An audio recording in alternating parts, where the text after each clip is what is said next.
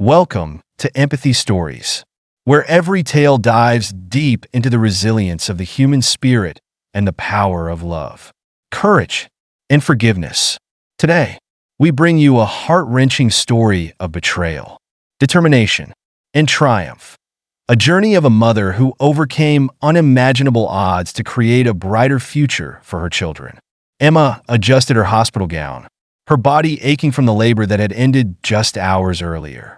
She lay in the sterile room, the faint beeping of machines blending with the soft cries of her newborn triplets. Despite the exhaustion, she should have felt joy, a joy every mother dreams of when welcoming her children into the world. But instead, Emma was gripped by confusion and dread. The babies, swaddled in white blankets, were perfect in every way. Their tiny hands and feet moved as they squirmed in the bassinets next to her bed. Yet their skin told a story that Emma couldn't comprehend. They had dark, beautiful complexions that contrasted sharply with Emma's pale skin and her husband Brandon's fair features. It was a detail she had noticed immediately but refused to dwell on in the chaos of the delivery room. Brandon, however, couldn't ignore it. He had stormed out the moment he laid eyes on the babies, his face twisted in anger and disbelief. Her mind raced as she tried to piece together what had happened. There was no possibility she had been unfaithful. She loved Brandon deeply and had been devoted to him throughout their marriage. She thought of genetics, of distant ancestors, of any explanation that might quell the storm she knew was brewing. But her thoughts were cut short by the sound of the door opening. Brandon entered, his face a mask of cold fury. He didn't approach her or the babies. Instead, he placed a pile of luggage near the doorway. Her luggage. Emma stared at him, her heart pounding. She opened her mouth to speak, but he raised his hand, silencing her. "I don't know what game you're playing, Emma," he began, his voice low and venomous. "But I'm done. Those aren't my kids. You've lied to me, cheated on me, and I won't stand for it." Tears welled up in Emma's eyes as she struggled to find words. "Brandon, please. You know that's not true. I don't know why they look this way. But—" "Stop," he interrupted, his voice rising. "I've heard enough. Take your things and go.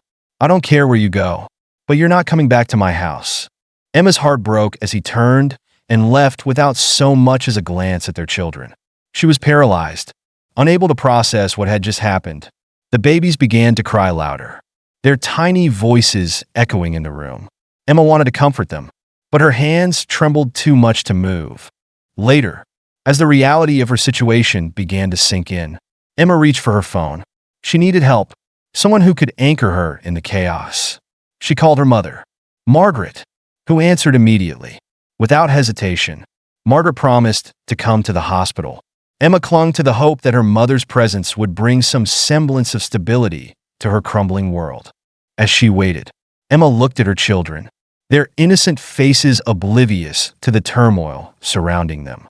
Despite everything, she felt an overwhelming surge of love for them. No matter what Brandon believed, they were hers, and she vowed in that moment to fight for them, no matter how hard it would be. Margaret arrived at the hospital within an hour, her face pale with worry, but her demeanor calm and composed. As she stepped into the room, Emma collapsed into her arms, unable to hold back the tears any longer. Margaret stroked her daughter's hair, whispering soothing words. For a moment, Emma allowed herself to feel safe, to lean on someone who would never abandon her. Margaret looked over at the bassinets, her eyes softening as she approached the triplets. She picked up one of the tiny bundles, cradling the baby gently. "They're beautiful, Emma," she said with a small smile, though Emma could see the questions flickering behind her mother's eyes. Still, Margaret didn't ask. She simply focused on Emma's well-being and the baby's needs, as if the mystery of their skin color could wait. "Let's get you through today first," Margaret said, her voice firm. "We'll figure everything else out later." Margaret immediately set to work, organizing Emma's belongings and ensuring the hospital bills were taken care of. Emma watched in awe as her mother took charge, her calmness a stark contrast to Emma's inner chaos. When Margaret returned with food and supplies, Emma couldn't help but feel a spark of hope. Perhaps they could get through this, one step at a time. But the nights were hard. With Brandon gone and no clear answers, Emma found herself trapped in a spiral of self-doubt and heartache. Each time she looked at her babies, she felt both an intense love and a gnawing sense of confusion. Where had things gone wrong? She had been so careful to build a life of trust and love with Brandon, only for it to unravel in the blink of an eye. Margaret, sensing her daughter's struggles, stayed by her side, offering comfort and practical help. She fed the babies when Emma couldn't summon the strength, changed their diapers, and held them close when they cried. Margaret's presence was a lifeline. But even she couldn't shield Emma from the overwhelming grief that came with Brandon's betrayal. The days turned into a blur of feedings, sleepless nights, and fleeting moments of connection with her children. Despite her sadness, Emma began to notice the little things about the triplets, the way they smiled in their sleep, the way their tiny fingers curled around hers, the way they calmed when she sang softly to them. Her love for them deepened with each passing day, giving her a sense of purpose amidst the chaos. But just as Emma started to regain her footing, another blow landed. One afternoon, as she was changing a diaper, her phone buzzed with a notification. It was from the bank. Her heart sank as she opened the message, only to discover that their joint account had been wiped clean. Brandon had taken everything. Emma's hands trembled as she read the message again, unable to believe the depths to which Brandon had sunk. He hadn't just abandoned her. He had ensured she would struggle to survive. The realization hit her like a tidal wave. She couldn't keep hoping he would come back. She had to let him go. Turning to Margaret, who was busy rocking one of the babies to sleep, Emma said, "He took everything. Mom, the money, the house, everything. I can't do this alone." Margaret's face hardened with determination. "You're not alone," she said firmly. "We'll get through this together." It was in that moment, with her mother's unwavering support and her babies in her arms, that Emma realized she wasn't as broken as she thought. She still had her family, and she still had her strength. She would rebuild her life, piece by piece, not for Brandon, but for the 3 little lives depending on her. Emma's resolve strengthened in the days that followed, but the challenges seemed relentless. The hospital stay came to an end, and with Margaret's help, Emma gathered the last of her things. The weight of starting anew loomed heavy, but Margaret reassured her as they loaded everything into the car. "You don't have to have all the answers right now," Margaret said gently as they drove away from the hospital. "We'll figure this out together." They arrived at Margaret's small home on the outskirts of town. It wasn't much, but it was a safe haven, a place where Emma could begin to rebuild. As she stepped inside, carrying the babies in their carriers, she felt a flicker of gratitude amidst the sorrow. For now, this would be home. Margaret quickly got to work, helping Emma settle in. She transformed the guest room into a nursery, assembling cribs and folding tiny clothes. Meanwhile, Emma focused on the babies, trying her best to establish a routine despite the whirlwind of emotions she felt inside. Nights were still sleepless, filled with cries and feedings, but the sight of her mother bustling around the house gave Emma the strength to keep going.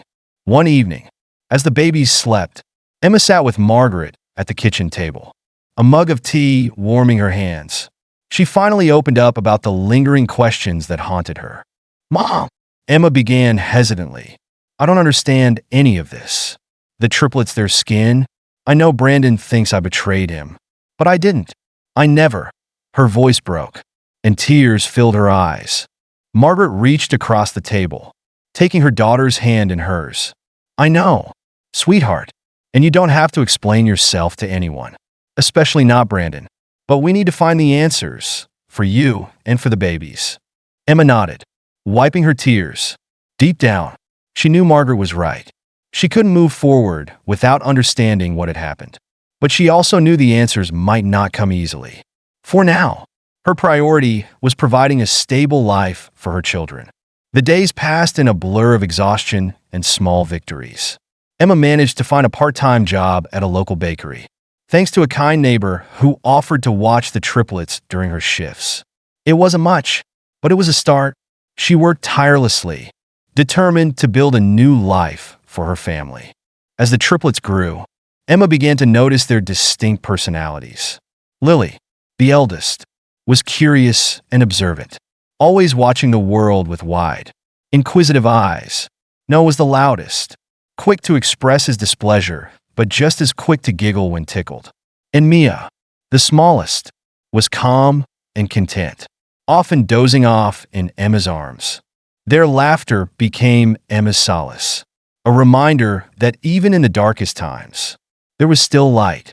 She found herself smiling more often, cherishing the little moments of joy that punctuated the chaos of her days. But just as she began to find her footing, the past came crashing back in an unexpected and chilling way. One afternoon, Emma returned home from work to find a note slipped under the door. Her heart raced as she unfolded the paper, her breath catching in her throat. The words were scrawled in an uneven hand. "You can't hide forever. I'll find you." Emma's hands shook as she clutched the note. She didn't need to wonder who had left it. The message was clear. Brandon had found her. For weeks, she had hoped he would move on, that he would let her and the babies live in peace. But this note shattered that hope. Margaret found her frozen in the doorway, the note clutched tightly in her hand. "Emma, what's wrong?" she asked. Alarmed, Emma handed her the note, her voice barely above a whisper. "He's back." Margaret's face darkened as she read the message. "We're calling the police," she said firmly. "He's not going to get away with this." But the authorities offered little reassurance. Without concrete evidence linking Brandon to the note, there wasn't much they could do. They promised to increase patrols in the area, but that did little to ease Emma's fears. Determined to protect her family, Emma took matters into her own hands. She installed new locks on the doors and windows, added a security system, and asked the neighbor to keep an eye on the house when she wasn't home. Still, the fear lingered, a shadow that loomed over her every move. Emma tried to stay strong for her children, but the stress began to take its toll. She couldn't shake the feeling that Brandon was watching, waiting for the perfect moment to strike. Every creak of the floorboards, every shadow outside the window sent her heart racing. But even as fear gripped her, Emma refused to give in. She had survived Brandon's betrayal, the loss of her home, and the challenges of single motherhood. She wouldn't let him take away the life she was building for her children. She was stronger than he realized, and she would prove it, no matter what it took. The following weeks tested Emma's resolve like never before.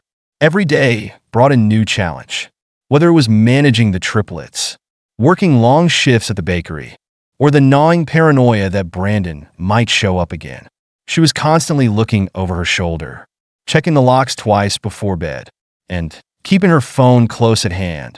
One night, after the triplets were finally asleep, Emma sat at the kitchen table with Margaret. They spoke in hushed tones, careful not to wake the babies. Emma's eyes were tired, but her voice was steady. "I can't keep living like this, Mom," she confessed, her hands cradling a cup of tea that had long gone cold. "I feel like he's everywhere. I'm afraid for the kids. They deserve to grow up without fear." Margaret reached across the table, her touch comforting. "You've done so much for them already. You've been their rock through all of this. But maybe it's time to take the next step. Maybe it's time to move." The idea of leaving again was daunting. Emma had just started to rebuild her life in this new city, and the thought of uprooting the children once more felt overwhelming. But deep down, she knew Margaret was right. The longer they stayed, the greater the risk that Brandon would follow through on his threats. Over the next few days, Emma began making plans. She didn't tell anyone, not even her closest coworkers, about her decision to leave. Margaret helped her research small towns far away from their current location, places where they could start fresh. Eventually, they settled on a quiet community several states away. It was far enough to feel safe, but small enough to offer the close-knit environment Emma wanted for her children. Emma poured all her energy into preparing for the move. She quietly gave her notice at the bakery, packed their belongings late at night while the triplets slept, and made arrangements for a new job in the town they had chosen. Margaret sold her condo, using the money to help fund their relocation. It was a sacrifice, but one she made willingly for her daughter and grandchildren. On the day of the move, Emma felt a strange mix of relief and sorrow. As she loaded the last box into the car, she took one final look at the house that had been their sanctuary. It wasn't perfect, but it had been home, a place where they had laughed, cried, and begun to heal. Now, they were leaving it behind for a new chapter. The journey to their new town was long but uneventful. Emma drove with a sense of purpose, Margaret in the passenger seat, and the triplets dozing in the back. As they approached the town, Emma's nerves eased slightly. The streets were lined with trees, and the houses were charming, with flower-filled gardens and white picket fences. It was the kind of place she had always dreamed of raising her children. Their new home was a modest rental on the edge of town, but it felt perfect. Emma spent the first few days unpacking and settling in, while Margaret played with the children and helped them adjust to their new surroundings. Slowly but surely, they began to feel at home. For a time, it seemed as though the move had worked. Emma found a job at a local cafe, and the triplets quickly made friends at their new preschool. They laughed more often, their playful giggles filling the house with warmth. Emma felt lighter, as though a weight had been lifted from her shoulders. But just as she started to believe they were safe, her past caught up with her in a way she never expected. It happened on a crisp autumn afternoon. Emma was at the cafe, serving a group of regulars, when she noticed a man standing near the door. He was wearing a hat pulled low over his face, but something about his posture sent a chill down her spine. She turned away, hoping it was just her imagination. But when she glanced back, he was still there, staring at her. Her heart raced as she realized it was Brandon. He had found her again. Emma excused herself and rushed to the back, her hands trembling as she dialed Margaret's number. "Mom, it's him," she whispered urgently. "He's here." Margaret's voice was calm but firm. "Come home. Now. I'll call the police." Emma didn't wait. She slipped out through the back door and hurried to her car, her mind racing.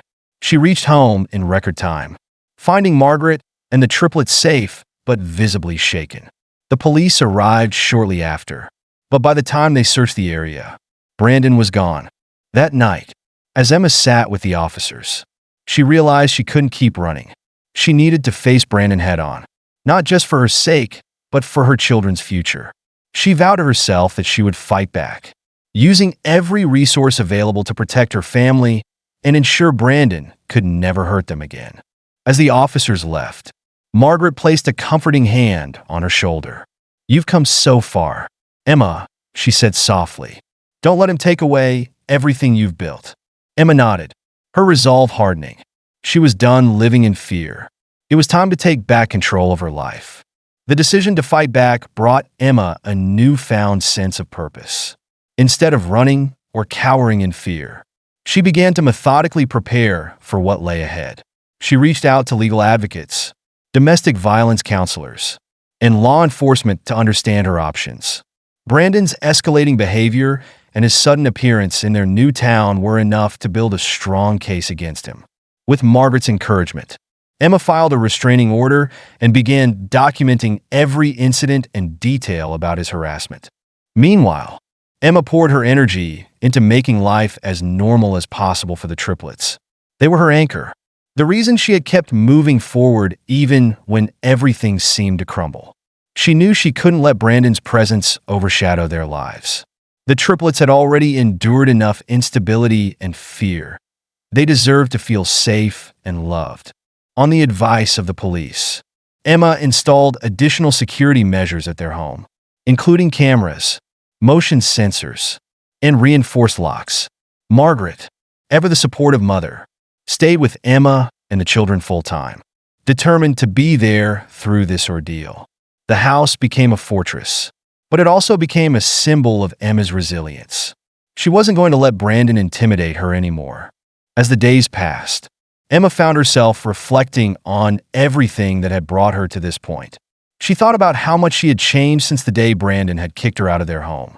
Back then, she had been devastated, lost, and unsure of how to move forward.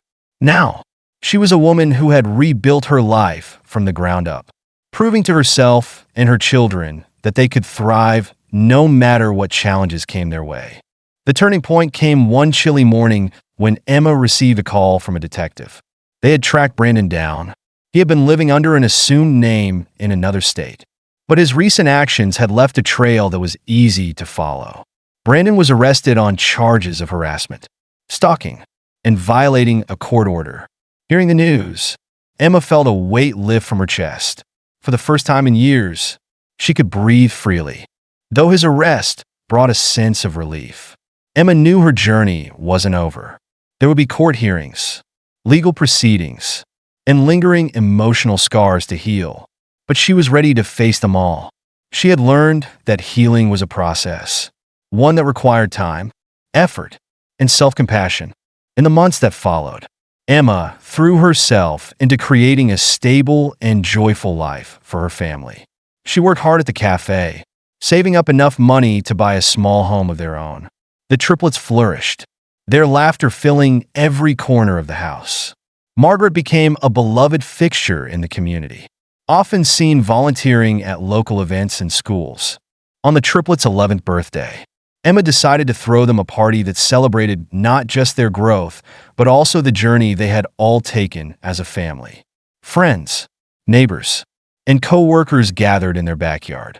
The air filled with the sounds of children playing and adults chatting over plates of homemade food.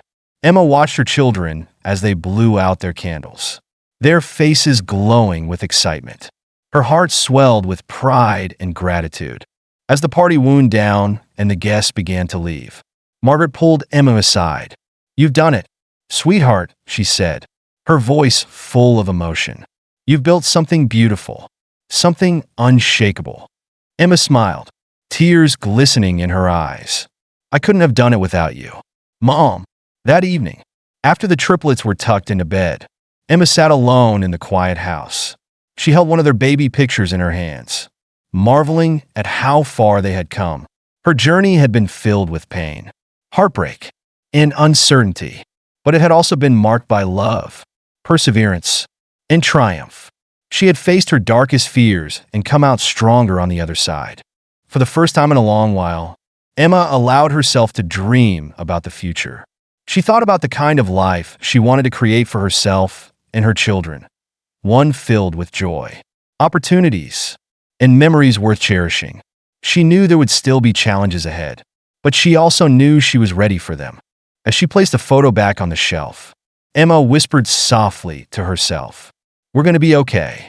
And for the first time in years, she truly believed it. Thank you for joining us on this emotional journey. Emma's story is a testament to the strength within us all and the importance of standing firm in the face of adversity.